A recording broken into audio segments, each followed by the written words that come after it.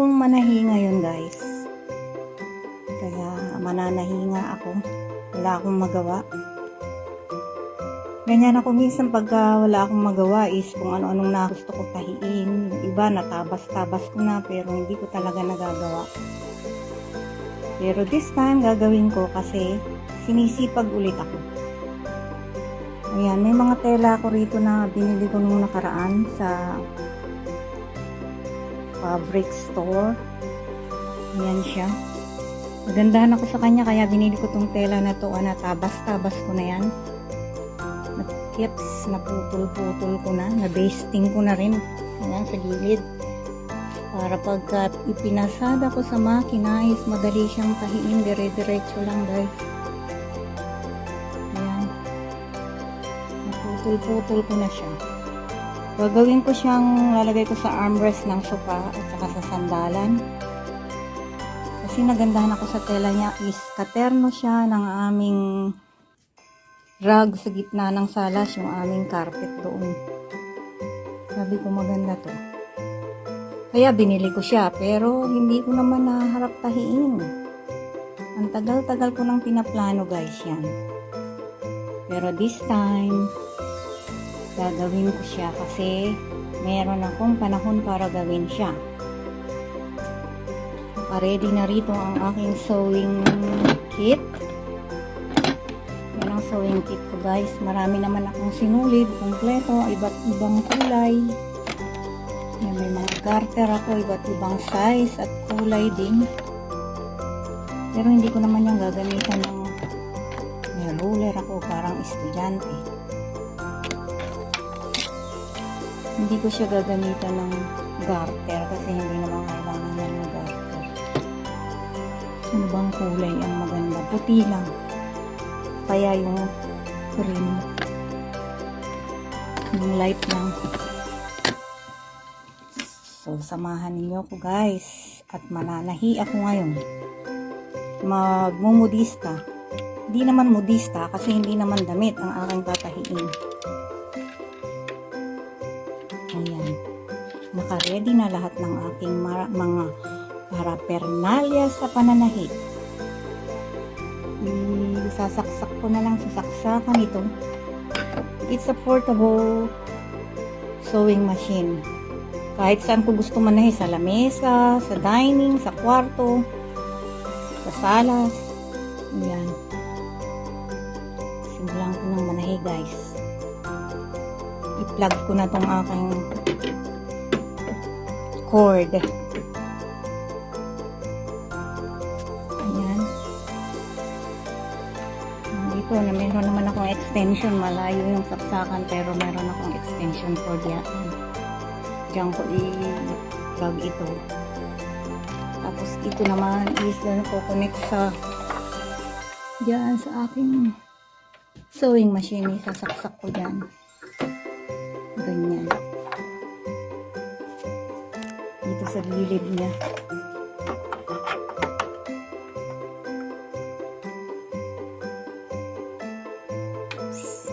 Tapos i-plug ko dun sa ating extension cord.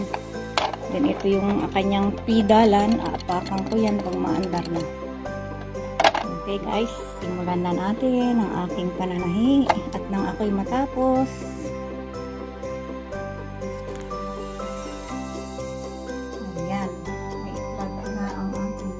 Machine. Tatanggalin ko siya. Nakasalpak na itim. Itim siya. So gusto ko puti. Kasi hindi naman bagay ang kulay itim na sinulid. Itong puting bobbin winder yung puting nakapulupot dito sa bobbin winder na sinulid is siya ang aking gagamitin. Dadagdagan ko na lang siya kasi konti na lang ang laman. Oh. Ayan. Konti na lang ang laman niya. Palitan ang bobbin winder. Yung sinulid. Parang hindi ang halo-halo. Mga bobbin winder to. Bobbin winder ang nasa loob niya. Gagamitin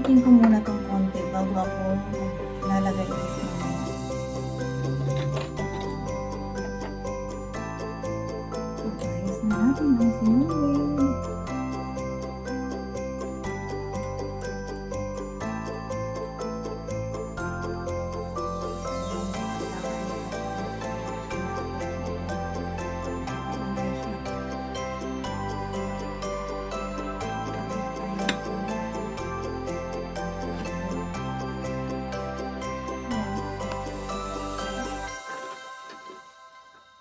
Ayos natin siya.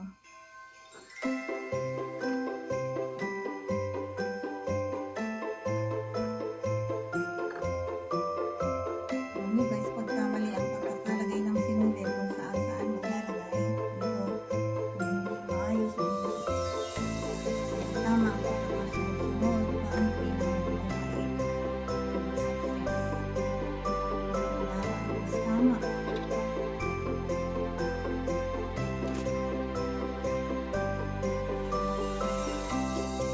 Dito ako sa part na to nahihirapan. Kasi hindi ko makitang mabuti ang butas ng karayom na pagkaliit-liit. Ayan, nilantusok ako ng sinulid bago ko yan maisusok. Ang hirap kaya guys, hindi ko itong butas. Pwede na akong magsalang ng isang salang para akong magluluto isang salang. So, I will start here. Yan guys, yung aking tatahiin. Na-basting ko na yan, kaya meron na akong susundan. Yan, basting kong yan, nakikita nyo. Yan ang aking susundan. Dire-diretso lang yan, paikot-ikot. Ayan, para mabilis manahi. Hindi po ako expert na mananahi. Ito yung natutunan ko lang sa nanay ko nung araw, nananahi siya. Si Habib, binigyan ako ng isang kiss. Thank you! Kinis niya ako. At aking nagsisimulan ang aking tatahiin guys. Dito ko sa baliktad. Sa wrong side ko siya tatahiin para nakikita ko ito. Ayan, para nakikita ko yan guys. Kasi pag dito ko tinahi, baka sumablay, hindi matahi dito. So kailangan sa wrong side ko siya tahiin.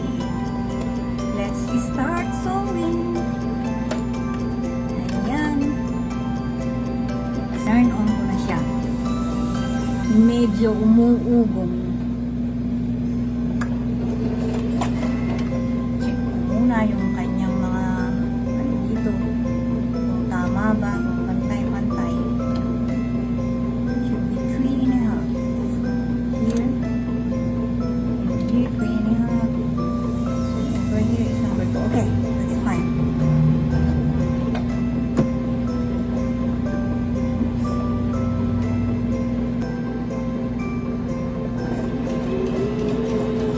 Dire-diretso lang siya.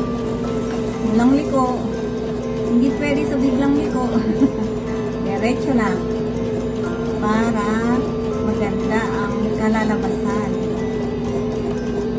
Kaya nga tinahian ko na siya ng basting para hindi din ako mahihirapan. O, medyo malabo pa ang mata ng lola nyo. Kung hindi ko yan ibinasting, wala, dito na ako. It will take forever here to sit down and do this stuff. Now, it's better kasi binasting ko talaga siya. Yan, ilalak ko yan sa dulo ulit. Ang paglalak is ganyan, itataas mo tong sa ilalim, ikutin mo para mailak siya, tatihaan mo ng 3 tahi. Ganyan. Parang nag-tutorial pa ako ngayon. Ayan guys, o nakalak na yan, diretso na naman ang tahi. Diretso ko na naman siya. So, nilalagay ko lang tong ganyan, pang guide. Si Daisy, tuloy ang ligaya. Ayan.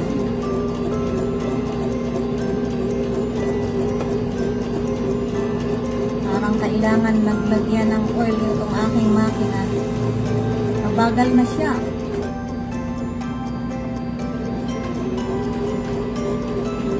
Maalwan pag may makina guys at medyo marunong kayong manahi. Ayan. kayang-kaya niyong i-repair yung mga simpleng bagay.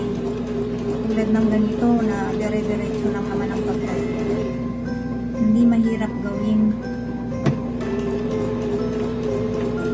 Lock ko na ulit siya dito sa dulo para hindi siya matatastas. Kailangan ilalak din. Tatlong tahi.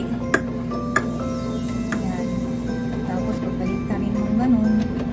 Ayan, nalak na siya. Hindi na yan matatastas.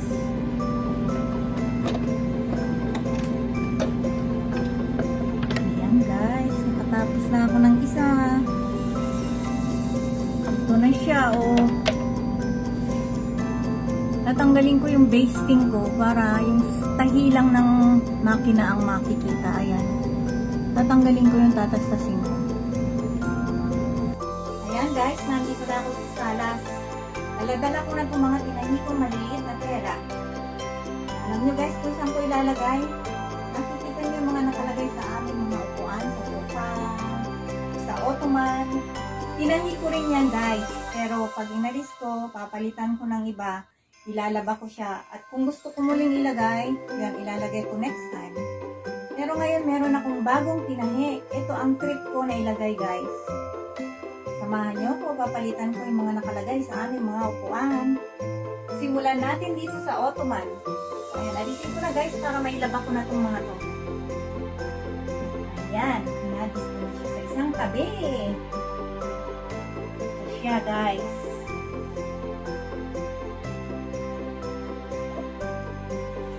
Ngayon, ito naman ang design na magiging itsura niya guys. Kaya plain lang lahat yung binili namin nung bumili kami ng mga upuan. Ayan na guys, ang itsura ng mga inilagay kong maliliit na tela na katatahi ko lang.